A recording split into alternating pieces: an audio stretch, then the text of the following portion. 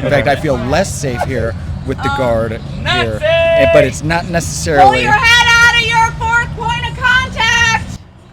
Why are they calling him a Nazi? I've come to DC to speak with locals about what they think of President Trump deploying the National Guard. However, this video ended up being something else entirely, because as soon as I got off the train, I saw protesters. And I'm not one to just go past a protest, so I'm going to follow the money and expose these people for who they really are. Starting with this woman wearing a Luigi hat, honoring Luigi Mangione, the killer of the United Healthcare CEO. Welcome back to The Nate Friedman Show. Can you tell me about your sign? Okay, so we are in the middle of bedlam and mayhem and chaos, and the National Guard, $1 million a day, running down rapists and murderers, dodging bullets over there.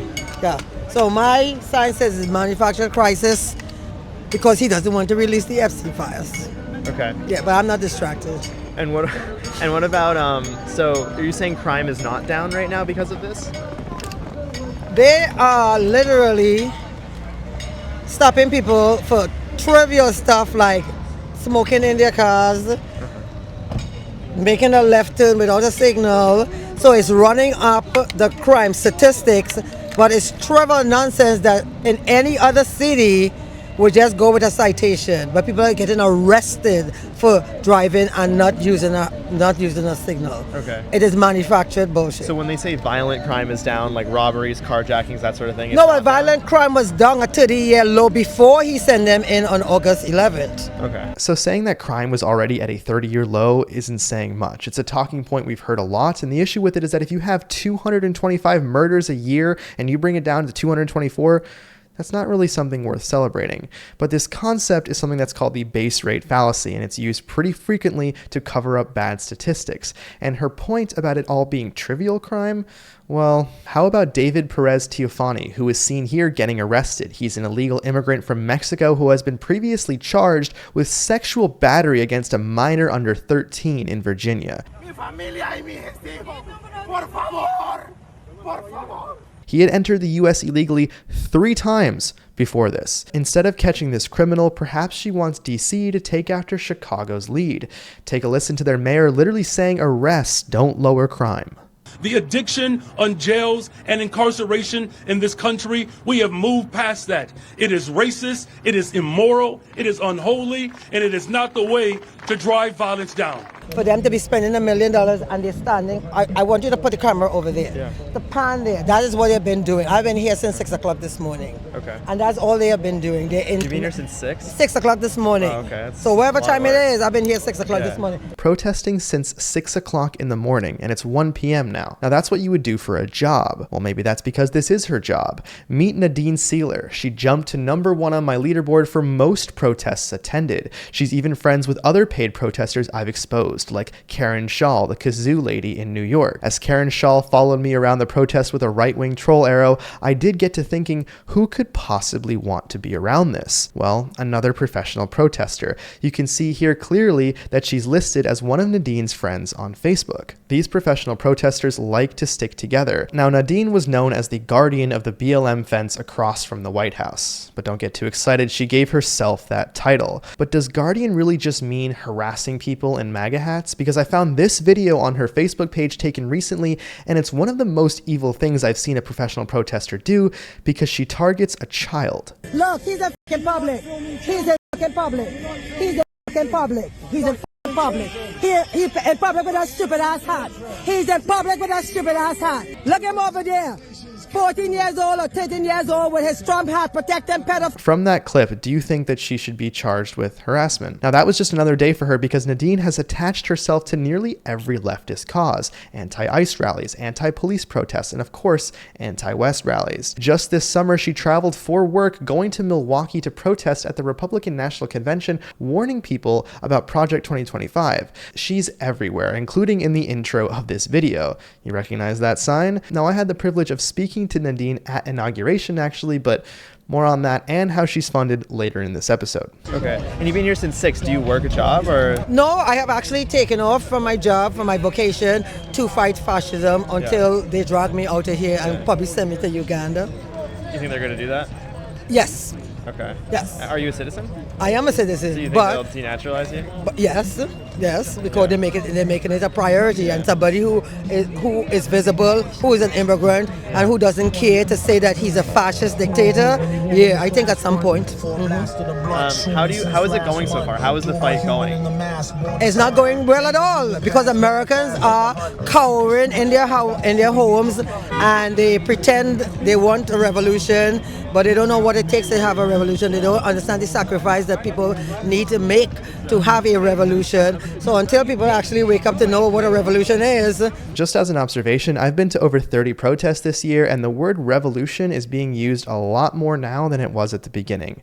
Also, her point about Americans cowering in their homes instead of protesting, I think they might just be working a job and don't have time to protest outside of Union Station every single day. Now here's where the interview gets crazier. She argues the National Guard isn't needed in DC, but ends up making a surprisingly strong case for why Trump sent the Guard in. I am an older woman who walk around DC all hours of the night. Yeah. I walk around DC 12 a.m., 1 a.m., 2 a.m., 3 p.m., 3 a.m. in the morning. Nobody bothers me. Not to say that there is crime. I've been the victim of crime in DC. My car was stolen and my backpack was stolen recently. Other cities have crime too. But as a person, I have walked around DC. There have been unsheltered people in my way. I hear them. I cross the street. Okay. Right. But Nobody you had bothers your car me. stolen? Years ago, I parked it at the Metro, and because I was parking it there consistently, somebody realized that I was consistently parking and being gone for like a period of Do you time. think that your car would be more or less likely to be stolen now that the National Guard is here? Okay, you are not going to convince me that No, they I'm just being curious. She's giving signs of a terminal case of TDS. She had her car stolen, and rather than say, yeah, we could use the help, she rationalizes the crime and blames herself for parking outside the Metro consistently. She crosses the street whenever an unhoused person comes towards her. First off, the term unhoused is quickly becoming the next undocumented immigrant. Secondly, is the life she's describing something that DC residents should subjugate themselves to? Having to cross the street constantly from a drug addict, to have a constant fear that your car can be stolen. Now, when you see this clip of her from inauguration, you'll understand that if Trump cured cancer, she'd criticize him for putting doctors out of work. Is there something differently that you'd like him to do? So, okay, but there's nothing differently. There's nothing. I hate him. But you can ask anything. I hate him. I hate him. But hold on, you can ask him to do any. I get that, but listen. I hate him. Okay. They picked DC because DC is a majority black city, right? That's why they picked it. That's why they picked it. So to make it an example and to make black people and crime, to make white people fearful. It is bullshit. It's not related to it being the nation's capital and that Trump. It is bullshit. It is bullshit. He picked DC because DC is majority black, and he wants to frighten white people. That is so much chaos and bedlam that the four of them, and there were six before, standing around since 6 o'clock this morning doing nothing. Given that she said that this is a racial thing, I asked her what she thought of this clip of another anti-Trump protester. We believe that the National Guard and the military occupation is the first step into rounding black people up and putting them in detainment camps here in Washington, D.C. and around the United States of America. They definitely want to erase the contributions of black people in this country. They definitely want, they got rid of the federal government, those workers in the federal government, because the majority of black people, the highest employer of black people was the federal government. So the majority of people who were fired were black people. So yes, it is a black thing. That's the message she wants to give her supporters. She's been at this since 2017. If there was ever an article about protests at Trump's court cases, you'd most certainly see her in one of the photos. So who is paying for her travel? Well, Nadine just had a GoFundMe page set up, but it says that it's not to fund her protesting. In fact, the page is titled, "Help Nadine Leave the US." You can't make this shit up. In the text, it writes, Nadine obviously has lots of risk factors as a black immigrant and high-profile activist. The fact that she's a naturalized US citizen who has lived in the US since 1987 doesn't help these days. Her plan is to go to Trinidad and Tobago, her country of origin. Now, according to Nadine, it is illegal to be black in the United States, so she's raised $2,700, which is enough for a plane ticket to Trinidad from DC. The funny thing is, she told me this. I'm living off of my 401k. Okay. Yeah, but I'm not on government. before then? I used to have a service called Everyone Needs a Nadine, where I help people organize their homes. But I have decided to take a vacation from it to fight this fascist regime. And then I'm most likely going to self-deport because I don't want a rubber stamp living in a fascist state. I wonder what her supporters would think that she's raising money to leave the US while considering staying. If it's a fascist regime, you don't publicly criticize it and you certainly don't talk about leaving. Try doing whatever she's doing in North Korea and see what happens.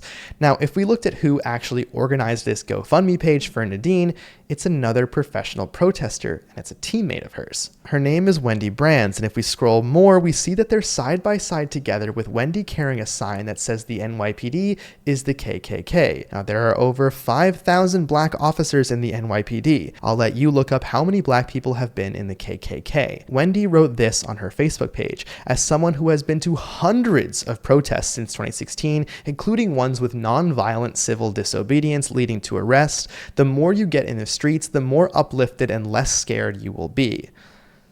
That professional protesting pep talk aside, she posted a link for the Indivisible Project. That company got $7.6 million from George Soros to protest radical leftist causes. The Indivisible Project has been caught promising a $200 reimbursement for any group who protested Musk and Trump. They quickly took that site down, but now Soros is on the defensive as Trump has announced that Soros should be charged with RICO and that he's watching him closely. Now, Nadine has also organized GoFundMes for her own protesting projects like this one to preserve the BLM fence. But no one can do professional protesting alone, and while Nadine does have Wendy as a teammate, she also has Karen Irwin. Karen's handle on Instagram is the Karen Resistance. Karen posts photos of the other Karen's work, the kazoo lady chalking around New York City writing stuff like this. They support each other, and if it wasn't for something so useless, it would actually be pretty neat. Here's Karen celebrating America's birthday, giving it a C+ for effort. She also refers to Trump rallies as Nazi rallies, which AOC loves. Here's a nice photo of them together. Now, we know how much they like the kazoo, so on Karen Irwin's Facebook page, she is seen rehearsing with it before going out to protest.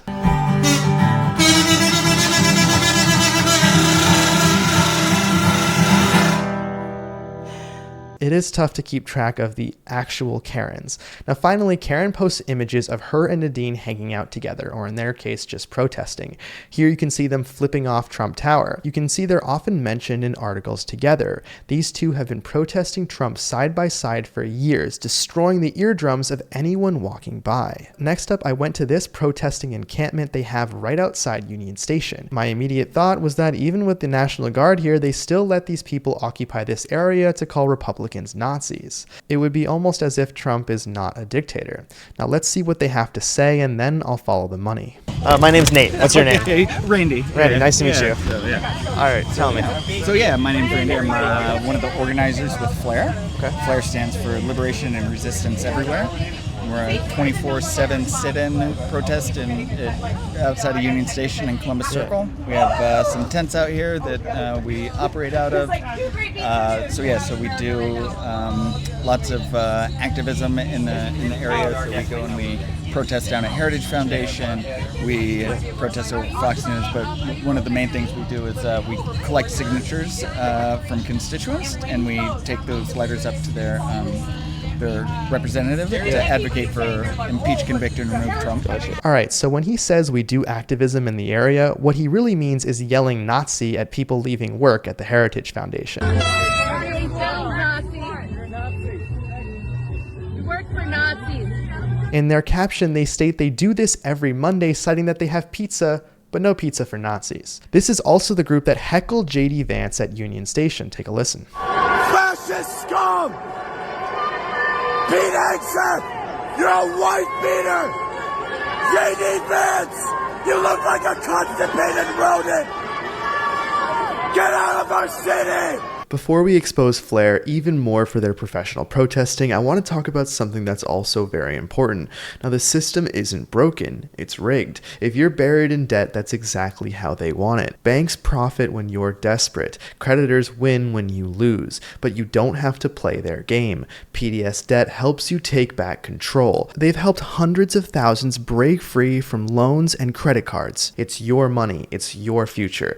Time to fight for both. PDSDebt goes beyond beyond the numbers, creating a personalized plan for your exact situation. No minimum credit score required. They'll help you save more, pay off debt faster, and put money back where it belongs, in your pocket. They've got customized options for credit cards, personal loans, collections, and even medical bills. That's why PDSDebt is A+ rated by the BBB with thousands of 5-star reviews on Google and Trustpilot, because they deliver results. You are 30 seconds away from being debt-free. Get your free assessment and find the best option for you right now at PDSDebt.com/Nate. That's PDSDebt.com/Nate. PDSDebt.com/Nate. And now, back to the video. Here's Flair's team showcasing an F Trump flag, and if we go around the back of the tent, you can see that they put up the same flag that we saw at the No Kings protest, $9.99 on Amazon. Funny that they bought it on Amazon, where it's these people that are protesting billionaires every day. And this is the electronic version of the petition he was talking about to impeach Trump again. Third time's the charm, guys, even though both the Senate and the House are Republican. If you look at the bottom of the petition and who is behind it, you see it's by Free Speech for People, and the Tides Foundation just happened to give them $275,000, and the principal donor of the Tides Foundation is, of course, George Soros. They also got over $1 million through a donor advised fund, which are anonymous donations, and that could easily also be Soros. I have to say, I'm kind of surprised that they're letting you guys be out here with the National Guard. Was it surprising that they let you stay here? No. No. So we do have a permit. Yeah. So through National Park Service. That's so great. we're allowed to be here until the end of October. Yeah. And so we're going to stay here. So I'm a veteran, and and I have we set down some rules for our interactions with the Guard. Yeah. We respect our troops. Randy, I would ask, is this really respecting the troops? These are your own fucking citizens. These are homeless people. You guys are fucking cool. Don't let them do this to you. It's abusive to you, and now you are gonna get fucked when you're fucked up and you have to go to the VA and they cut all your services. Refuse now. Do not do this. If you're going to say that you set some rules for your interactions with the Guard and then go do that, the only thing beyond that would just be violence. Also, if you're fighting fascism, how can you say that with a straight face while you host a 24/7 encampment saying F Trump?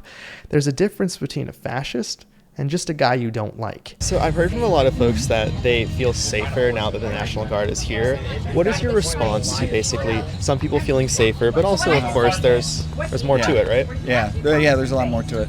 So, I mean, when it's some people, I'm not sure who those some people are. So if they're tourists in D.C. that feel safer, that's because they don't know D.C. They think D.C. is some sort of amusement park that's made up of the National Mall and the monuments and the museums. And so when they come here, they expect this, very sterile environment, and this is a lively city, and so the people that feel safe just don't understand or know DC. If you feel safe, you just don't understand that in order to be a lively city, you need a crazy shirtless homeless guy running at you and screaming at you. That's what being in a lively city is all about. Because I had always felt safe here. In fact, I feel less safe here with the Guard here, but it's not necessarily. Pull your head out of your fourth point of contact. Why are they calling him a Nazi? He's a heckler. He rode by and said right through. My favorite new one has been to tell them to take your saluting hand. You can see just how casually they use the word Nazi. All this guy did was bike through a public area, and I didn't even hear him say anything. Around the tent, you can even see that Flair USA refers to ICE as the new Gestapo. Speaking as someone who has had family killed by the Gestapo, I'm gonna have to overrule you on that one. Like with the National Guard being here, one of the things that makes us less safe is that, people will see the Guard in their BDUs and their camouflage, and now we have federal agents, ICE agents, DEA, FBI dressing like that too, right? And we have video of them changing the departments they work for. I see. So we don't know where they're from. They wear masks. Gee, I wonder why they wear masks. Maybe it's because when they drive through, taking criminals off the street, they get rocks thrown at them by unhinged leftists.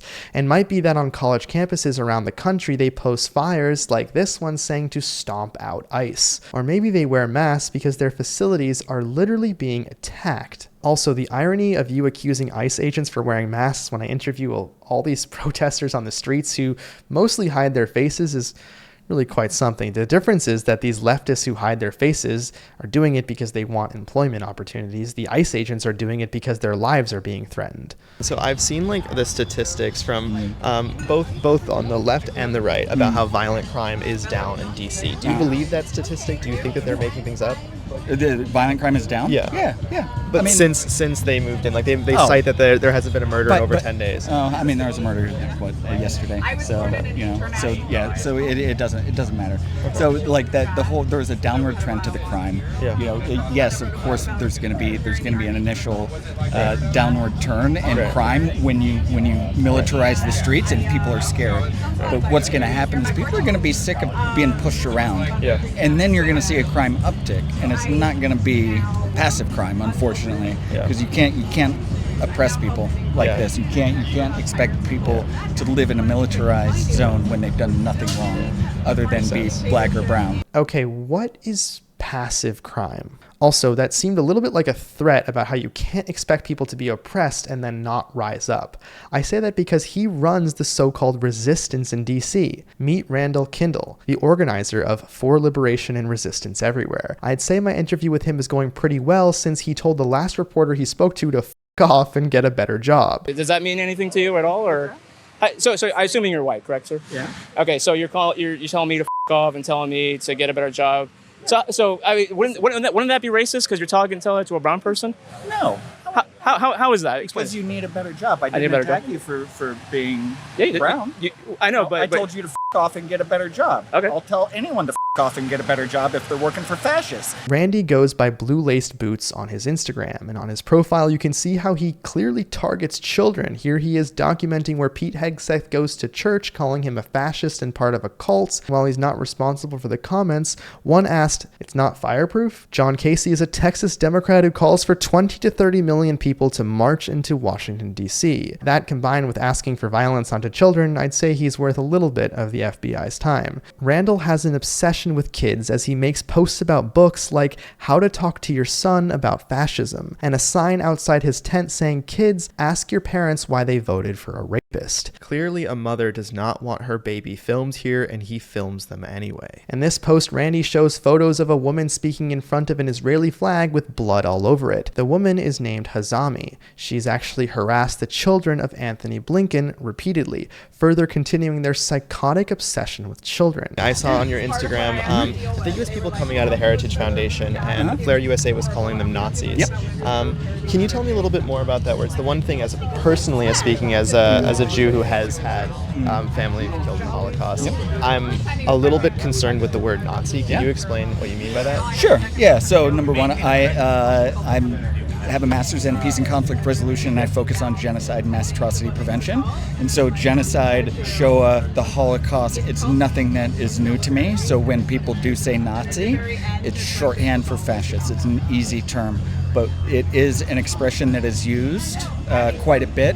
But we all know, Nazism is a type of fascism, right? Yeah. So fascism is the umbrella. Yeah. So yes, we call them Nazis. It's fascism because of the policies, of their anti-Semitism, of their apartheid apologies. Of anti-Semitism, you said? Oh yeah. I mean, how are they anti-Semitic? Well, you do know why they support Israel, right?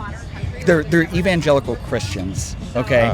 And so they want a united Israel, so that way God will come down and destroy all the Jews, and we'll have Jesus take over, whatever it is. So it's not based on the love of Israel or Jewish people. It's based off of wanting them to die. All right, so who is feeding him these lines? Flair paints itself as scrappy. They have a GoFundMe page that's raised over $20,000 with over 300 donations, claiming it covers pizza runs and art supplies. But if you look closer, Flair isn't even a non-profit. Donations run through their organizer, Jacob Adams' personal account, so no accountability. Next, we can see Flair joined the Removal Coalition, a movement started 11 weeks ago by Jessica Denson, where she says, "We are not just protesting the Trump regime, we want it removed." Also joining the Removal Coalition is We Are the Flood, led by activist comedian Cliff Cash, who runs the propaganda site DonaldLovesVladimir.com, listing Flair as a direct action ally. There are countless other small organizations that partner with each other to give you the illusion that this is organic, that it's purely grassroots. False. 5051, another one of those groups listed at the bottom of their flyers, is actually the link. They claim they're just 72,000 people on Reddit and Discord going to protests, when in fact, they are supported and connected with the most high-profile members of Congress. It goes like this. They are first tied to the Progressive Democrats of America, or PDA, which is a PAC that goes to the Congressional Progressive Caucus. Members of the caucus include Ilhan Omar, AOC, and Bernie Sanders. According to 5051, they've been promoted by PDA. The Progressive Democrats of America, or PDA, raised $500,000 in just one election year, which would be more than enough to help keep these encampments up. It's not just Bernie Sanders and AOC supporting this behind the scenes. Congress is legitimizing Flair's behavior by speaking at their events. Al Green, Eric Swalwell, and Ilhan Omar have spoken at Flair's rallies. They all believe that it's okay to call Republicans Nazis, which is funny because Flair welcomes all to come to their rallies, except the 77 million Americans who voted for Trump. Okay, so when Flair USA calls them Nazis, you guys don't mean that they want to put Jews in gas chambers like the Nazis did. You mean just fascists? No, they do want to do that. Well, I think eventually, well, not necessarily to Jews. Okay, so because fascism will take over whatever populist thing they can get away with, right? Yeah. And so now we're starting with LGBTQ folks, especially trans folks. We have immigrants. It starts off with marginalized populations, right? And so the same with Nazi Germany. Jews were a marginalized population there, right? And so that's how it starts, and then it keeps expanding. So we see, handicapped people are going to be targeted, homeless people are going to be targeted. Disabled folks are more likely to be seen as homeless than anyone else, and as we see, they don't care about talking to people. They just kidnap them and they take them. So, and there's some people that we don't know where they are. We have a hard time tracking them down. They don't put them in the system. They only put it on paper. So it takes, a lot longer to find these people in the system. So these are, things that happen over and over and over again throughout fascism. And yes, so eventually, yes, they will march people through gas chambers. So I'm not sure if it's going to be Jews, but it will be someone. You can see firsthand why therapy skyrocketed after Trump's win, because people have started comparing trans people in America today to Jews in Germany in the 1930s. Finally, I asked him, what can we do to prevent this fascism? Don't let these, cops or law enforcement run around, kidnapping people, But to be fair, how can civilians prevent cops from doing that? I mean, do you see what happened in Columbia Heights the other day? Tell me. Chased them out. They chased them out? Yeah. Wow. Like a big group of people? Yeah. Enough civilians got together and were witnessing and saying, we are watching. Yeah. And they left. Okay. And that's what we want people to do. We need that critical mass of people to say, no, we're not. You're not going to kidnap our neighbors. Yeah. You're not going to terrorize us. Understood. And it's hard. It's hard to be brave like that, right? Yeah. Especially when you're faced with guns. Yeah. In the intro, I said that I wanted to do something else, actually. I wanted to speak to many DC locals about what they think of Trump moving the guard in. I ended up speaking to 2 professional protesters, but I still did go and make that video, so that will be the next video. I also, in that video, spoke to the infamous White House protester who waves the Palestine flag from a tent right outside the White House. Now, if you want to see a video where I expose Jewish Voices for Peace, then click here, and I'll see you there.